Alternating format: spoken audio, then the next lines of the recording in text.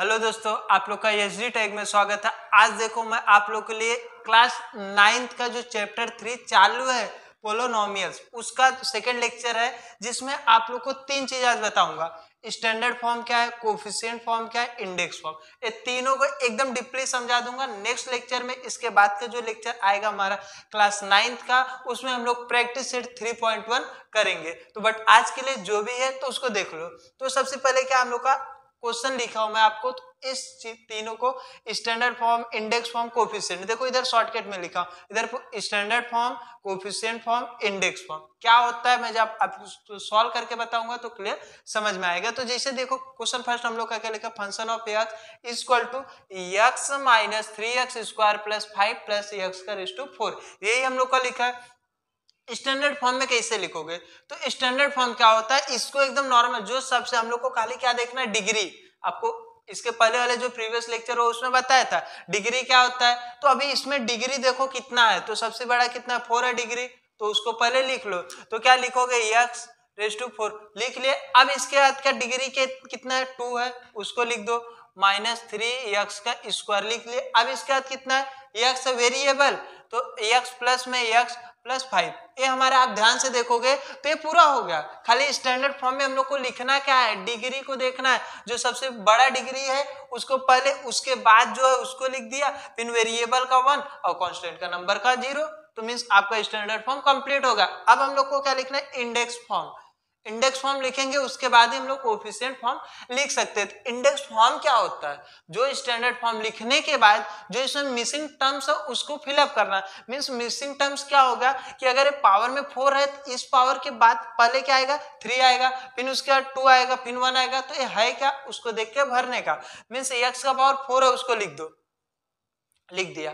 अब इसके बाद हमको क्या चाहिए, 3 चाहिए, तो है क्या क्वेश्चन में 3 नहीं है, तो उसको अपने से बनाना पड़ेगा। इसे प्लस 0, कौन सा वेरिएबल यूज हुआ है आपके फंक्शन में, x लिख दिया। अब 4 के बाद क्या आएगा, 3 हो गया। अब देखो 2 दिया है हम लोग को, तो माइनस 3x स्क्वायर प्लस, अब 2 के बाद क्या 1, तो 1 तो दिया है हम लोग को, x प्लस 5। ये हमारा ध्यान से देखोगे तो जो भी इंडेक्स फॉर्म था क्लियर। इंडेक्स फॉर्म में करना क्या है, मींस हम लोग को जो नहीं रहेगा देखेंगे डिग्री के बाद, हम लोग का सबसे बड़ा है, उससे छोटा, उससे छोटा, उससे छोटा, यही करना है। तो अगर नहीं रहेगा तो उसको हम लोग को अपने से लेट करना है, और वे भी लेट करना है तो बता दे रहा हूं कि हम लोग को जो कोफिशिएंट मींस इसके आगे का जो नंबर हम लोग लेट करेंगे वो 0 लेट करेंगे। क्यों लेट करते हैं, क्योंकि 0 का किसी भी अगर x में इंटू करूंगा तो 0 ही आएगा, और उसको प्लस ही रखना, क्योंकि प्लस कर दोगे तो आपके क्वेश्चन में कोई चेंजेस नहीं आएगा। तो इंडेक्स फॉर्म बनाने के लिए हम लोग को ऐसा करना पड़ता है। तो आपको समझ में। और कोफिशिएंट क्या होता है, कोफिशिएंट एकदम सिंपल सा होता है। क्या होता है मींस अभी देखो इसके पहले क्या है, कुछ नहीं, तो 1 लिख दिया, कॉमा, इसके पहले क्या, कुछ नहीं, 0 0 लिख दिया, इसके पहले क्या है -3, और इसके पहले क्या 1, यहाँ क्या है 5, ये हमारा क्या होगा, कोफिशिएंट। एकदम क्लियर समझ में आ रहेगा। अभी इसे नेक्स्ट क्वेश्चन करूंगा और उसके बाद वाला करूंगा, आपको जो भी है क्लियर समझ में आ जाएगा। तो अभी इसमें देखो function of m equal to 3, m का पावर में क्या दिया हम लोग को 5 माइनस 7m प्लस 5m का क्यूब प्लस 2, यही दिया है। तो अभी इसका सबसे पहले स्टैंडर्ड फॉर्म लिखना है। तो देखो सबसे बड़ा कितना है, 5 है, तो उसको लिख लो, लिख दिए। अब इसके बाद हम लोग का क्या है, क्वेश्चन में देखो 3 है, तो उसको लिखना है मींस प्लस 5m का क्यूब। अब इसके बाद क्या है, हम लोग का 1 है वेरिएबल में, तो इसको लिखूंगा माइनस 7m। अब इसके बाद क्या है 2, ये लिख लिया। अब स्टैंडर्ड फॉर्म हो गया। इंडेक्स फॉर्म में क्या करना है, जो मिसिंग टर्म्स है उसको भरना है। मींस 5 के बाद 4 आना चाहिए, बट 3 आ गया, 3 के बाद 2 आना चाहिए, बट 1 आ गया। वेरिएबल के ऊपर कुछ नहीं है तो उसके ऊपर क्या होता है, 1 होता है। यहाँ पर डायरेक्ट 1 आ गया, मींस कुछ तो मिसिंग है, उसको करेंगे कैसे, इंडेक्स फॉर्म देखो 3m पावर में m है, सॉरी पावर में कितना है 5 है, इसके बाद क्या चाहिए हम लोग को 4 चाहिए, तो प्लस 0, कौन सा वेरिएबल यूज हो रहा है m, अब कितना पावर में हो जाएगा 4, 3 तो दिया है,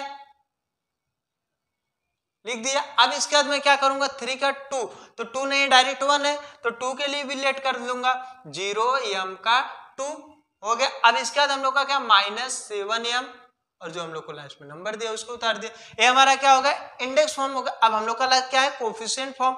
कोफिशिएंट फॉर्म इस वेरिएबल के आगे क्या है 3 लिख दिया, कॉमा 0 कॉमा 5 कॉमा फिर 0 फिर कॉमा -7 कॉमा 2 हो गया हम लोग का। डिग्री, डिग्री देखो वेरिएबल है, वन वेरिएबल है, इसका डिग्री मतलब सबसे ज्यादा डिग्री कितना है 5 है, तो ये हमारा डिग्री हो जाएगा। आपको अभी प्रीवियस लेक्चर में बताया था डिग्री कैसे लिखेंगे, तो अभी इसमें भी बता दे रहा हूँ डिग्री कैसे लिखेंगे, तो ये क्लियर होगा। अब इसे एक लास्ट वाला क्वेश्चन कराता हूँ और आज के लिए इतना ही। तो अभी इसको देखो, तो function of x equal to 6 x का पावर में 6 माइनस 2x स्क्वायर प्लस 3, यही दिया है। तो सबसे पहले देखो ध्यान से, सबसे बड़ा कितना है 6x, 6 पावर में। अब इसके बाद हम लोग को क्या दिया है 2 दिया है, नॉर्मल तो स्टैंडर्ड फॉर्म में लिखा ही है, लिखा ही हो गया।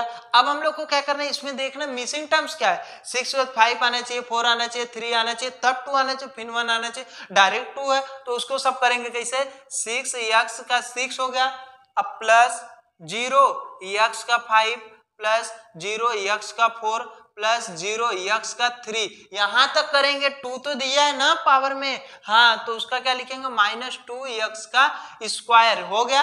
अब उसके बाद क्या है, हम लोग का 1 चाहिए, लेकिन ये डायरेक्ट नंबर दिया है तो इसके लिए भी प्लस 0x प्लस उसके बाद हम लोग का क्या है 3, तो ये देखोगे आपका जो होगा इंडेक्स फॉर्म हो गया। अब हम लोग का लास्ट क्या है कोफिशिएंट, तो कोफिशिएंट में क्या करना है, इस वेरिएबल के आगे कितना है तो 6 है, कॉमा इसके आगे 0, फिर कॉमा फिर 0, वापस 0, फिर माइनस 2 और फिर उसके बाद 0, फिर क्या आ जाएगा 3, तो ये देखो हमारा कोफिशिएंट भी लिखा गया।